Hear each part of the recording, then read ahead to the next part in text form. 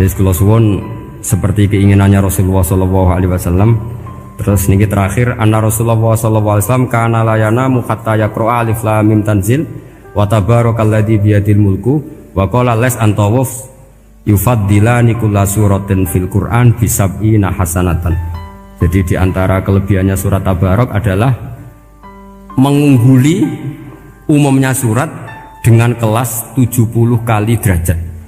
Jadi keunggulannya surat Tabarok itu bisab'ina darajah di bawah surat-surat yang lain. Sudah, ini surat Tabarok agak panjang. Tapi alhamdulillah dari semua itu surat Tabarok itu kalah mbek Qul huwallahu ahad. Jadi ini nikmat terbesar kita. Karena enggak perlu Tabarok, saiki porsi ini diturunkan jadi apa? Qul. Makanya banyak tarawih main apa? Qul. Itu bukan cari cepet, itu dalile musalsal ila Rasulillah sallallahu alaihi wasallam. Jadi ada sahabat itu kalau ngimami main kulhu. Di Indonesia masih mendingan kulhunya rakaat kedua ya. Itu enggak sahabat ini rakaat pertama ya kulhu, kedua ya kulhu. Masih mendingan di Indonesia dipakai selingan rakaat kedua. Singkat cerita sahabat yang makmum ini lama-lama mangkel, matur ya Rasulullah, ini orang yang kau pasrai jadi imam itu sering main kulhu. Akhirnya Nabi memanggil, ya fulan, kenapa kamu suka baca kulhu? Li'annaha sifatur rahman, karena dalam surat kulhu itu semuanya menerangkan sifatnya Allah Ta'ala. Maka saya suka itu. Nabi saat itu juga dapat wahyu, ya Muhammad kasih tahu orang itu, inni uhibbu, saya suka dia karena dia suka kulhu. Nah, itu aja hafalkan itu. Jadi itu riwayat yang lebih menggembirakan itu. Jadi tidak usah Tabarok, cukup apa? Kulhu. Dan itu lebih mutawatir. Makanya kalau legenda dunia kiai itu kan ini ada cucunya Sayyidina Ali. Tuh, siapa yang bisa khatam Quran sekian menit? Yang menang Sayyidina Ali ya, karena baca kulhu sampai 3 kali. Yang dianggap takdilul Quran, sudah sama dengan baca Quran. Jadi ini ijazah terakhir ini, jadi porsinya tambah turun. Saya itu suka. Saya itu punya banyak penggemar lah di Jogja, di Jakarta. Memang agama ini harus mudah. Saya itu kalau baca kulhu itu sampai nangis. Nangis saya bukan karena faham atau haru, itu enggak. Sebaik itu Allah. Masa gara-gara hafal kulhu, main kulhu dicintainya? Ya karena memang Allah itu benar-benar zat yang baik. Makanya saya punya teman itu kurang ajarnya Masya Allah. Kalau tes ditanya rukun Islam berapa, nawakidul wudhu berapa, muftitatus sholat berapa, semuanya dijawab la ilaha illallah. Terakhir ditulis kafir Pak, sama nyalahno iki. Nyalahno la ilaha illallah kafir apa ndak? Gurunya bingung kan akhir. Di ek iku la ilaha illallah kok di ek. Akhirnya bocah diceluk, "Cung maksudem piye? Mun sampean wani ngek Pak, kafir Pak."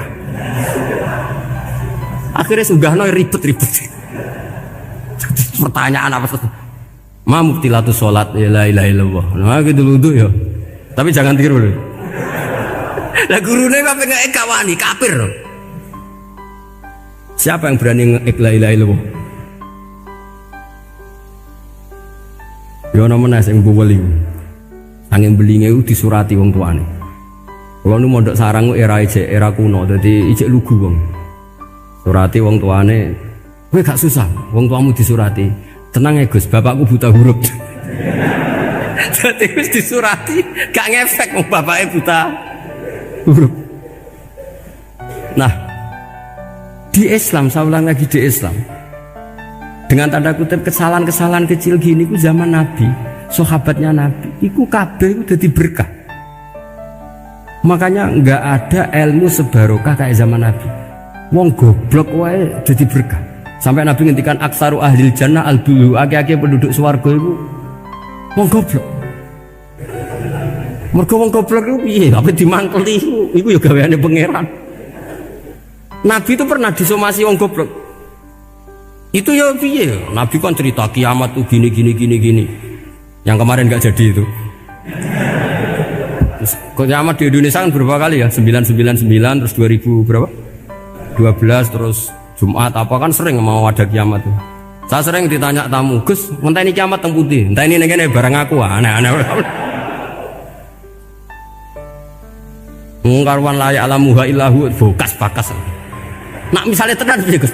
Ya tenan sing entek kowe sik, anak aku gak. Wah sesuk tajak ngenteni kiamat ora sida kiamat. Aneh-aneh. Saya ulang lagi. Ketika Nabi cerita dasarnya kiamat itu sahabat itu enggak mikir. Padahal mereka orang-orang pinter. Si mikir wong desa, Mas. Ya Rasulullah mata sa'ah. Engkau itu cerita kiamat terus tapi enggak jelas tanggalnya. Lalu itu kapan? Wah, paket sahabat. Oh, pinter juga.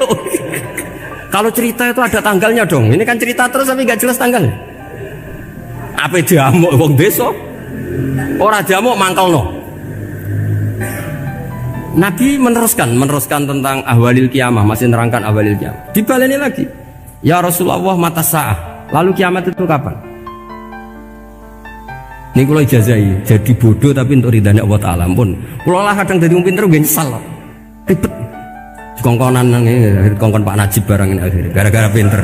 Padahal kok ya wong bodoh lah mlebu swarga, ribet kan? Direwangi dadi wong alim, sebelum kok wong bodone ya melok mlebu swarga. Wong gelombang kedua itu pengumumannya siapa pencinta Nabi, pencinta wong alim masuk swarga. Yang pertama seleksinya agak ketat, yang kedua itu ya muhibbin mun cukup. Jadi sebenarnya swarga ya ketemu wong ora jelas-jelas nih. Wah repot ya.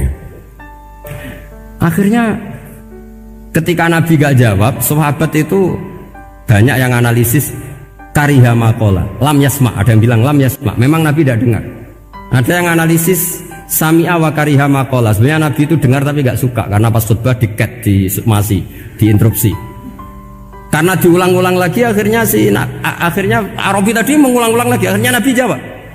Karena Nabi itu orang yang sangat pintar, jawabnya ma'atatalaha, kamu kok berani tanya kiamat kapan, persiapan kamu apa? Fawawahi ma'atatulaha kabiro sholatin wala siyamin wala kata wakata walakin uhibbuka. Cek menang ya, pede. Apa Nabi tanya persiapan saya? Oh kalau sholat saya biasa kok bangga. Wes wong desa biasa kok. Fawawahi ma'atatulaha kabiro sholatin, saya sholatnya biasa, puasa biasa. Maksudnya wajib-wajib tok lah, ndak aneh-aneh. Tapi walakin uhibbuka, tapi saya ini mencintai engkau.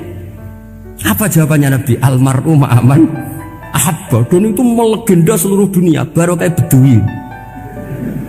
Jadi semua orang yang hafal hadis almar'u ma'aman ahabba atau anta ma'aman ahbabta itu barokatu hadal badui, karena berkahnya orang Bedui.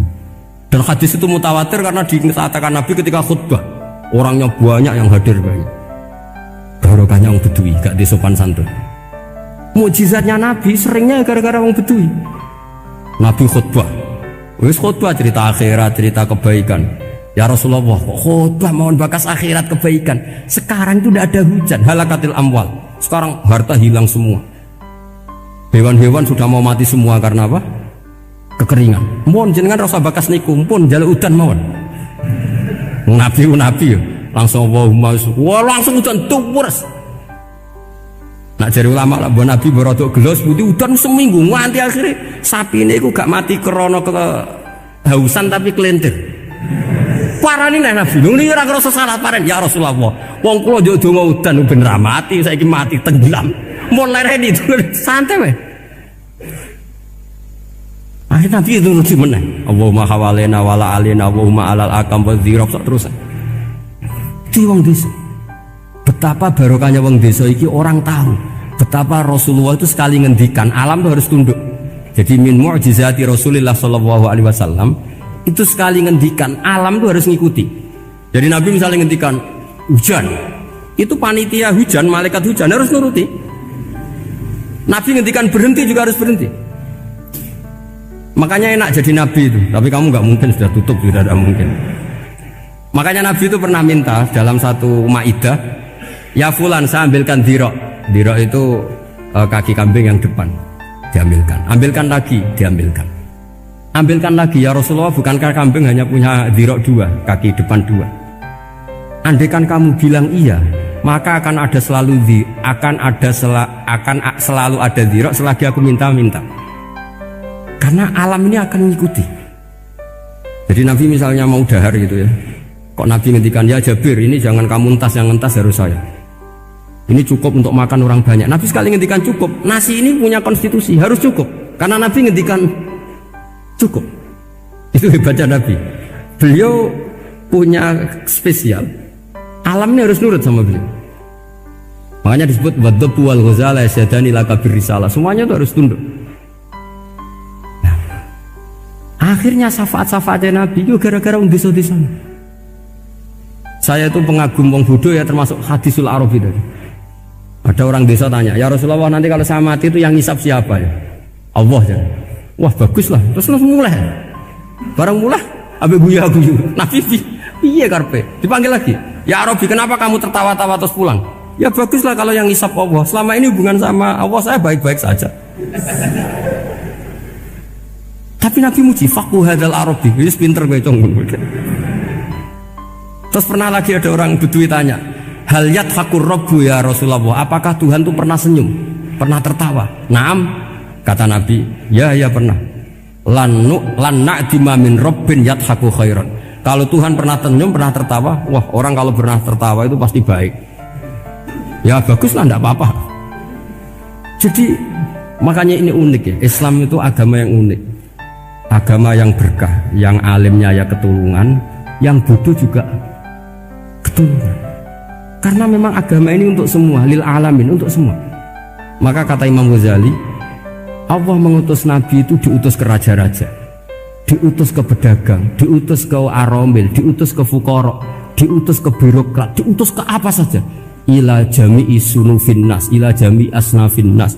Bahwa semua yang mengapresiasi kenabiannya Nabi itu mulai raja, pedagang, PNS, birokrat, orang miskin, orang apa saja mengapresiasi dakwahnya Rasulullah Shallallahu Alaihi Wasallam.